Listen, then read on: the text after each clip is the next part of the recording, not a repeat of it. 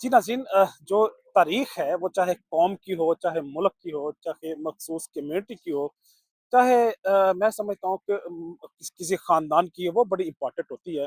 तो ये तारीख़ की बात मैंने इसलिए की कि जो यूनाइटेड स्टेट है अभी, क्योंकि यहाँ पे मैं विस्कॉन्सिन में मौजूद हूँ, इसकी भी एक तारीख़ है।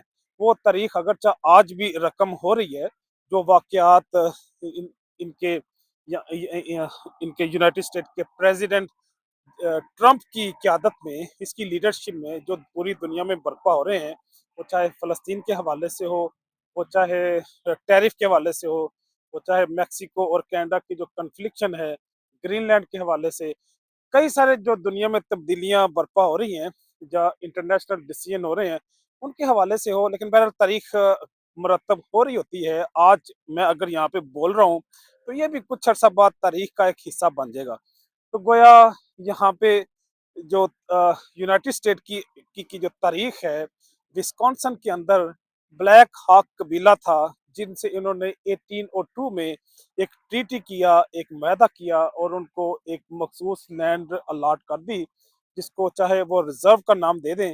तो वो ट्रीटी लैंड में वो लोग शिफ्ट हो जाते हैं और वहाँ पे इनको क्योंकि टैक्सेशन नहीं देनी पड़ती, टैक्सेशन में रिलीफ होता है। इसके साथ-साथ इनका अपना चीफ है, उसकी हेडशिप में वो अपने मज़हब या अपने कल्चर, अपने सकाफ़त के साथ अपनी ज़िंदगी बसर करते हैं।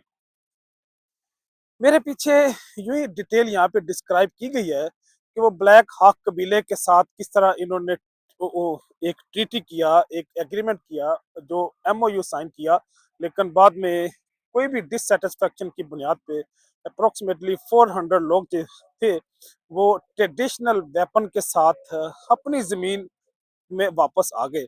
अपनी धरती जहाँ पे से वो बिलॉन्ग करते हैं, उसकी एक अट्रैक्शन तो होती है, उसकी एक अटैचमेंट भी होती है, जहाँ पे बंदे का बचपन गुज़रा हो, ज़िंदगी का कुछ अरसा गुज़ारा हो, उसके साथ बहरहाल फ़ितरी तौर पे मैं समझता हूँ कि एक अटैचमेंट होती है।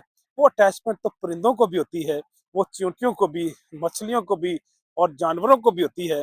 तो गोया उन्हें भी वो भी अपनी ज़मीन के हवाले से पॉसेसिव थे, अपनी धरती पे दोबारा आ गए, तो एक जंग बर्पा हो गई।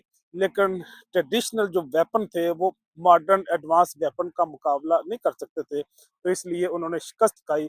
उसी ब्लैक हॉक कबीले ने 1832 में वो शिकस्त खाने के बाद अपनी इस ज़मीन को गिव अप किया। तो गोया ये पूरी हिस्ट्री यहाँ पे उसकी डिस्क्राइब की है कि वो किस तरह से वो वार जो थी, बैटल, जंग बर्पा हुई और उसकी क्या डिटेल थी।